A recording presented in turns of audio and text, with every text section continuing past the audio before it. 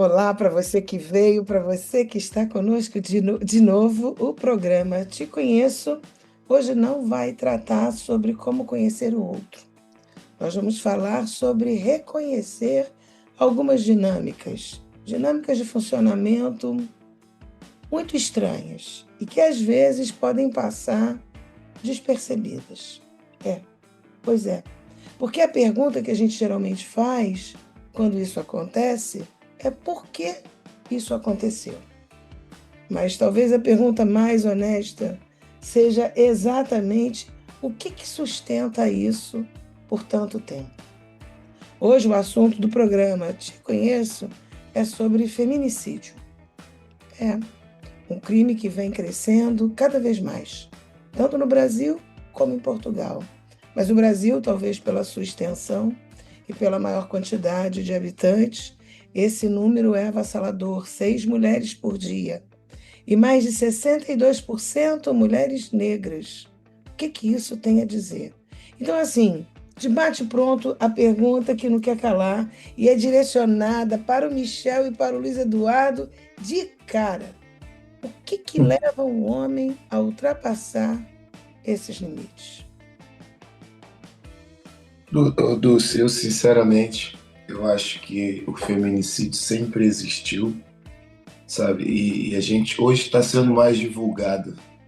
E eu acho que pelas coisas que a gente vê, as estatísticas falam que ela cresce, mas eu acho que as estatísticas estão sendo divulgadas, sabe?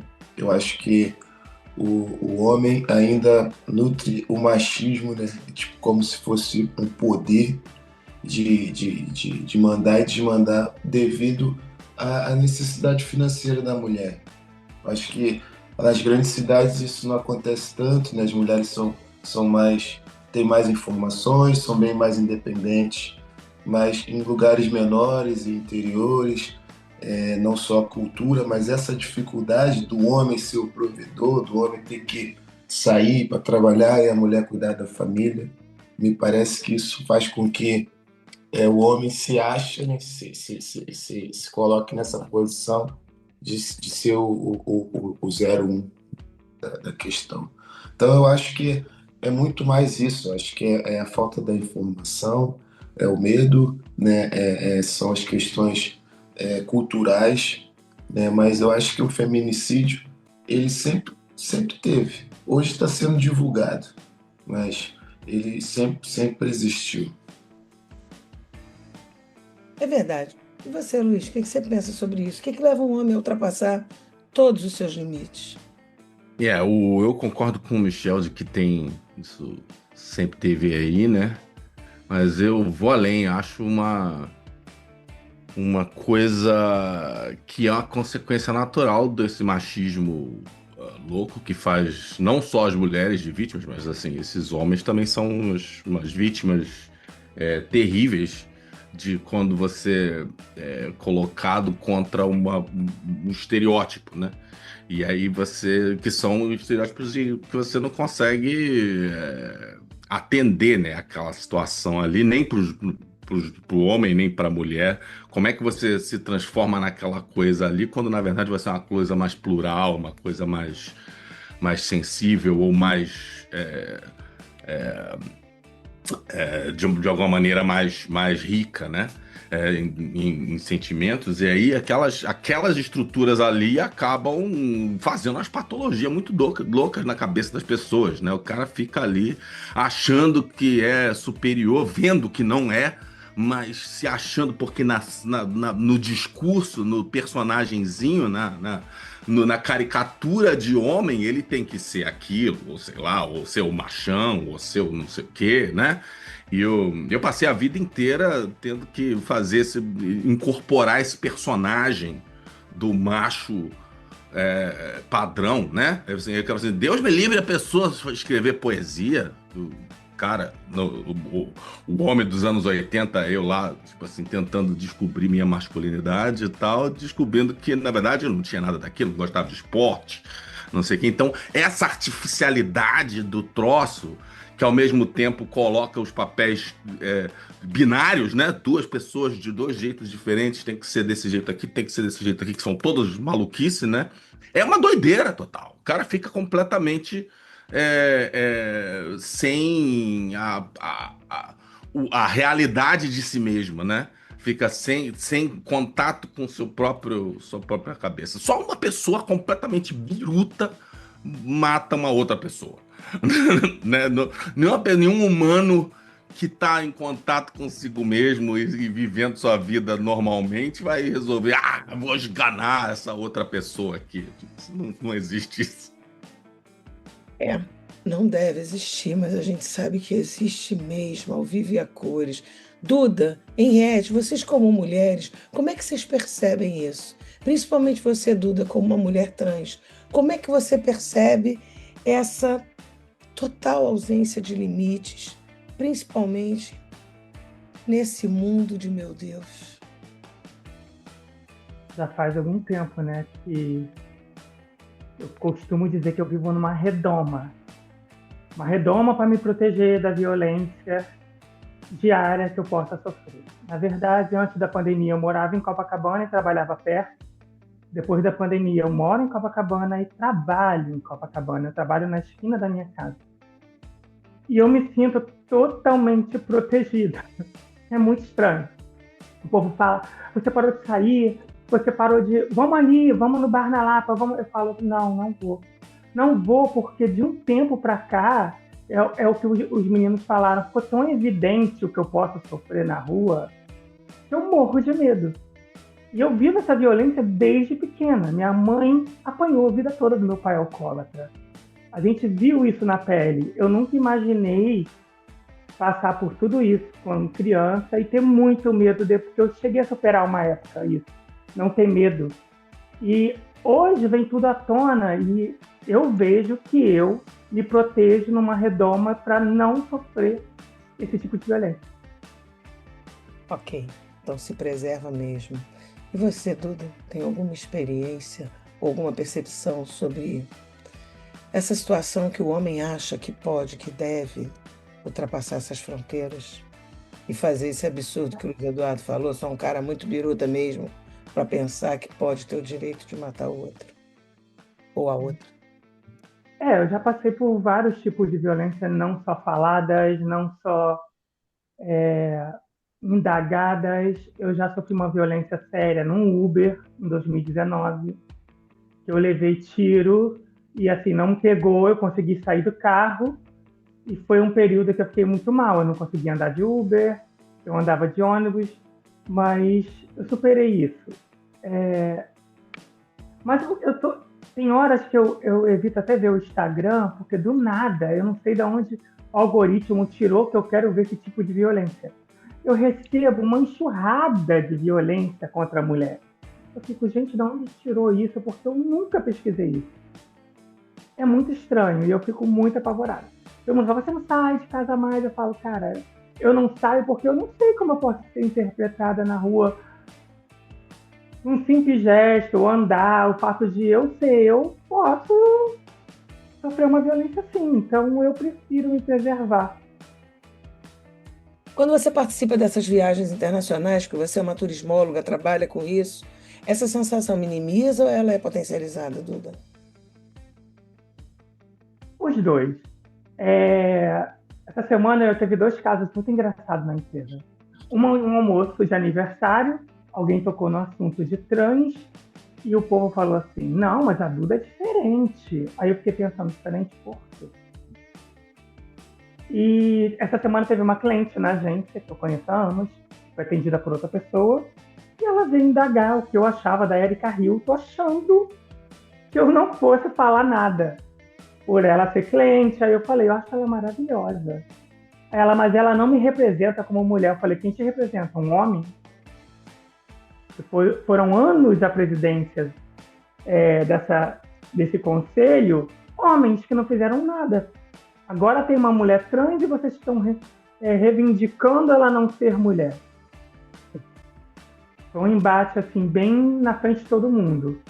E virei as costas e fui para a minha sala. Todo assim. Eu costumo dizer, eu já disse aqui, quanto menos eu espero é a hora que você é testada. Mas vale sempre esse discurso autêntico, genuíno.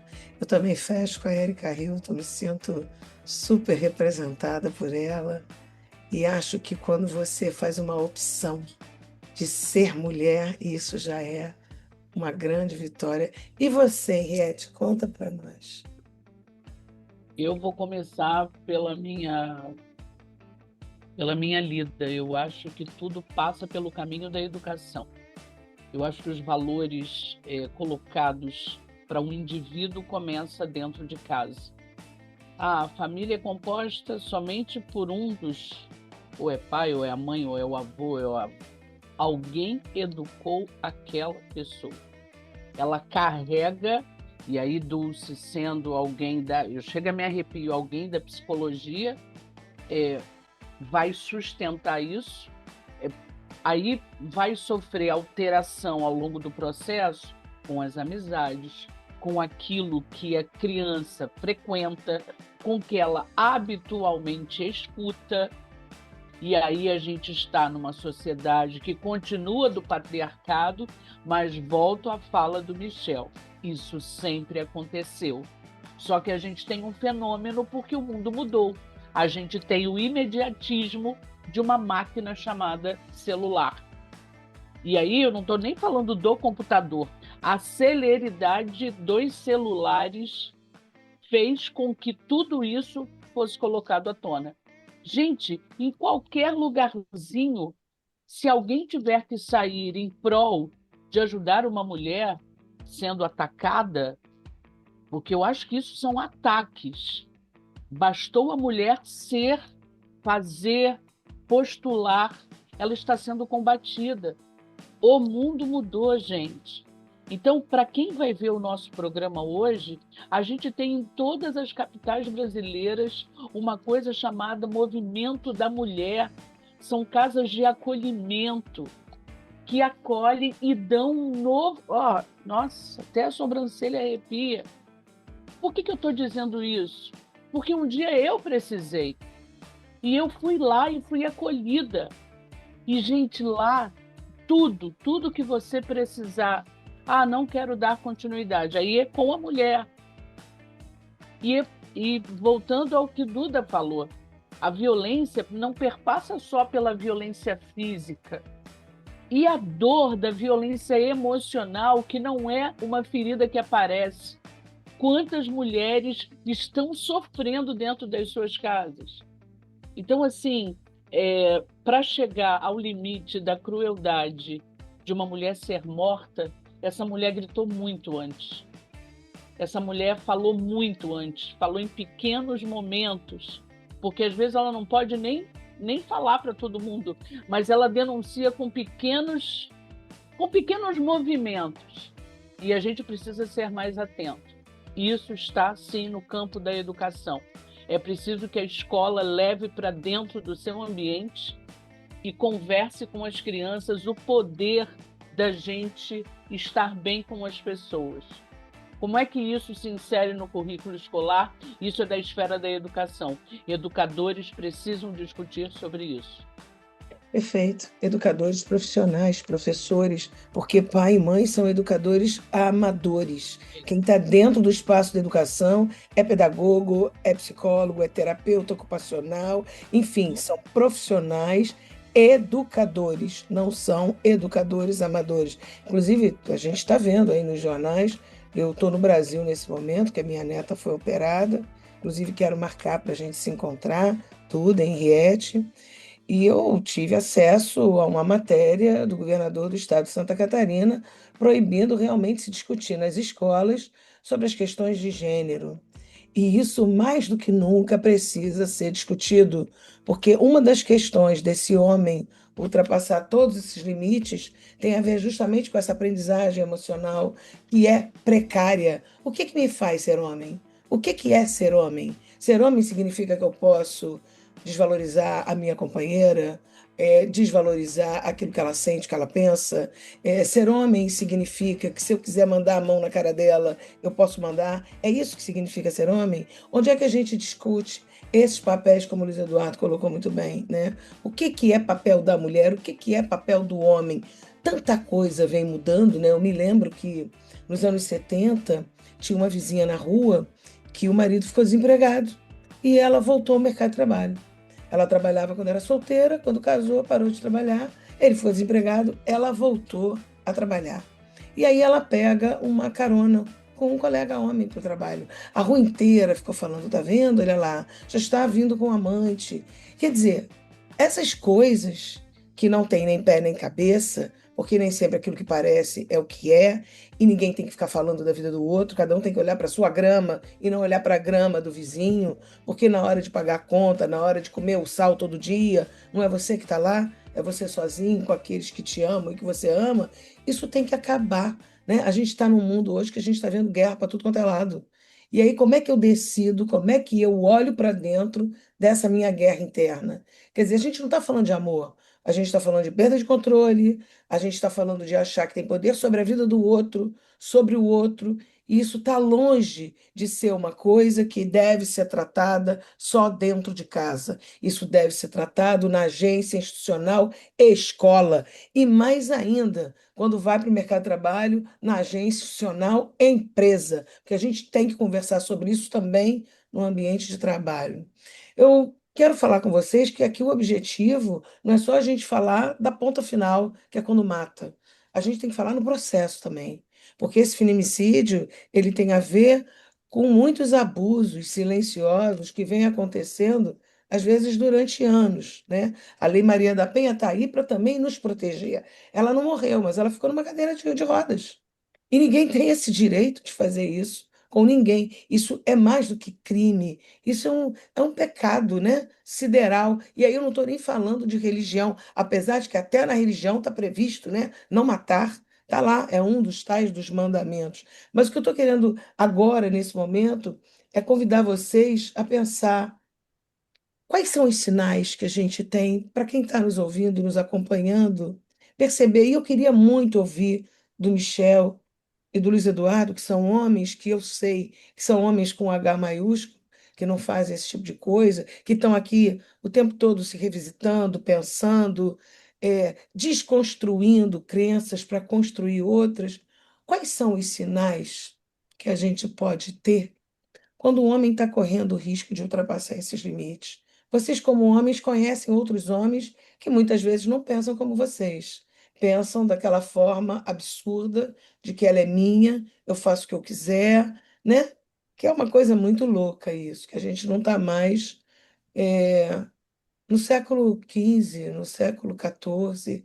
A gente está no século XXI e já se passaram 25 anos do século XXI. Queria ouvir um pouco vocês dois. Quais seriam os sinais para a gente poder ajudar esta mulher, ouvindo de dois homens? Olha, fica atenta a isso, porque quando o homem faz esse tipo de coisa, ele não gosta de você, viu? Ele usa você. Olha, eu acho que tem um problema, dois problemas na pergunta que você está fazendo aí, né, e no preâmbulo dela. Primeiro, está dizendo que a gente não faz isso. Isso que você está falando é um extremo muito grande. Apesar do meu apelido, nunca matei ninguém. Mas eu já levantei voz, já fiz um monte dessas coisas. Assim, ninguém nasce desconstruidão e totalmente boa praça, né? A pessoa, especialmente gente velha do século que nasceu no século XX, acha muita coisa normal ou achou durante a vida que hoje em dia olha para trás e diz: caramba, esquece apaga essa parte aqui, porque foi ridículo, foi horrível e tal. Então, tipo assim, essas coisas ninguém tá imune. Parte desse cocô, dessa merda que está acontecendo, também é culpa nossa, de cada homem. Não pode dizer, não, mas eu não, mas eu sou ótimo, né? Parte das coisas que as outras pessoas fazem foi com o seu silêncio também, né? Você não foi lá e chegou com o microfone na mão ali para poder reclamar do cara que estava contando a piada escrota, né? Isso. Isso passa por todos os aspectos pequenos da vida antes de chegar nesse final trágico e terrível, né? E a gente faz um monte dessas coisas porque são essas coisas que a gente viu, essas coisas que a gente foi ensinado, a gente achou normal por um tempão, né? E eu, assim, agora é uma vida inteira de tentar se redimir disso, tentar apoiar o que você vê que putz, não tem condições de você permitir que aconteça embaixo do seu nariz, né? E nem longe e tal. É cuidar de coisas como a educação, mas é também de coisas anteriores, né? Que, assim, talvez você não consiga mover tanto, mas juntos talvez consigamos. É resolver vocabulário, né? De assim, como é que você vai falar das coisas, né? Resolver valores que você às vezes estava ali em cima do muro, não tem que ser completamente a favor das pessoas que estão sofrendo, né? Das pessoas que estão sendo maltratadas, né? E aí tem uma outra questão, quais são os sinais de que isso está acontecendo, de que a pessoa não gosta mesmo de você e tal, tal, tal. Não é uma questão de saber quais são os sinais. A pessoa sabe. Ela sabe muito bem quando o sujeito não tá aí para você, ou quando não tá com o seu melhor interesse, não tá companheiro, não tá ali fazendo o que o amor deveria dizer que uma pessoa deveria fazer com a outra. A pessoa sabe, né? O que ela não sabe é se ela tem direito de reclamar, se ela, né, se tá em uma posição em que de repente aquilo ali ela não tem outras opções ali para fazer aquele negócio. Isso funciona para os dois, para os N lados, né? Que essa coisa do binarismo, do homem e mulher, né? Falar sempre de dois lados também é parte de um problema, né? Ficar alimentando a fogueira de que existem uns papeizinhos direitinho que você é obrigado a ser assim. Não é. Não, você pode ser abusado também. Como homem, você também pode ser abusado emocionalmente, né, no relacionamento. Acontece pra caramba e, tipo assim, muitos homens morrem aí porque ficam lá seguindo o papel que o patriarcado ferra todo mundo, não ferra só as mulheres, né? Fica lá, você tem que sofrer calado, você tem que ficar aqui fortão e o cara Pode só fica chorar. sendo ferrado e acaba abusando mais dos outros por causa disso, né? Fica lá todo doente mentalmente e vira uma ameaça, né? Então tem isso, são essas duas questões, né? Tipo assim, não é, nós não somos maravilhosos. Desculpa, Michel, mas se de repente você Não, acha não, que é. não, tô. Mas nós não somos maravilhosos nem nada, né? Tá cheio de culpa no cartório e a culpa começa pequenininha, em falar por cima da mulher, né? Em ignorar a opinião da mulher, né? Tipo, várias dessas coisas, tipo assim, a gente já fez lá atrás, talvez até faça hoje, não sei, de vez em quando eu ainda me pego fazendo uns troços estranhos. Mas é a atenção ao que você está fazendo de errado que faz a diferença. E muita. Por isso é que eu sinalizo que se você está aberto, olhar para dentro de você e ver o que que você pode jogar fora e o que que você pode cultivar, nossa, reconhecer que faz parte desse cocô e saber que você sabe se essa pessoa está te fazendo bem ou não, já é um sinal. Não nega isso para você, porque às vezes as mulheres negam. Não, mas ele, no fundo, ele gosta de mim. Coitado, ele está passando por algum problema. Não se auto-engane. Você sabe, Ele vai melhorar. ele vai melhorar. É a última vez, ele tinha bebido, né? Sempre tem esse argumento. E eu acho que o grande sinal que você deu, Luiz Eduardo, você sabe. Você é mulher, você sabe quando não tá bom. Então, sustenta isso porque você sabe. Porque sentir também é uma forma de saber. E se a gente sente que não tá bom, essa é uma senha, essa é um sinal. Mas diga aí, Michel, você é esse homem todo poderoso que nunca fez essas coisas que o Luiz Eduardo fez. Poxa, é triste, né, cara? A gente vê, né, essa situação e não querendo me alongar muito, eu concordo com tudo que o Luiz falou, sabe? Ele estava falando aqui, eu estava pensando, sabe, em situações que eu também já vivi e já vi muita gente passar. E eu acho que, assim, um ponto que eu acho que tem que ser procurar ajuda, sabe? Tipo, primeiro é reconhecer, cara, eu sei que não tá bom. E depois é procurar ajuda, mas até essa ajuda a pessoa tem que pensar, porque às vezes quem quer ajudar, às vezes quer ajudar, mas não se coloca na posição da pessoa, e a pessoa se sente muito solitária. Porque, para quem não vive a situação, pensa assim: ah, sai daí, você é forte, mas às vezes é forte para ela que está falando, mas para quem está sofrendo também é uma complicação tremenda na cabeça, porque o homem ele já conseguiu destruir aquela mulher psicologicamente de uma forma que ela não consegue nem se mexer. Então, eu acho que sim, tem que procurar um profissional e conversar, desabafar, dependendo da situação, tentar não se identificar, sabe? Tipo, poxa, eu conheço uma pessoa que está passando por isso e eu gostaria que você me falasse alguma coisa para poder ajudar essa pessoa, até ela conseguir força para realmente assumir que ela está sofrendo essa violência e sair dali. É complicado, porque pode não ter tempo, né? É uma decisão que ela tem que tomar naquela hora. Mas é triste, sabe? É difícil. Acho que realmente a pessoa tem que ter uma certa coragem, né? De falar, mano, se tá ruim. Tem gente que fala, né? Se tá ruim assim, pior se eu sair daqui. Então, a gente tem que fazer uma linha inversa. Tipo, pô, cara, chega. Pô, se tá ruim, eu vou ver. Agora, do jeito que tá, não dá para continuar. E as coisas têm que ser assim, né? É um dos toques que eu dou para as pessoas que passam por isso, não necessariamente mulher ou mulher e homem, porque o homem, somando nisso que o Jason falou, ele, pela forma machista que ele olha, o que ele faz? Ele, quando ele não agride, né, verbalmente ou psicologicamente, ou com a pessoa, ele, o que ele faz? Ele pega as coisas dele e vai embora, e deixa a mulher lá com os filhos e dane-se, arruma outra família ou não.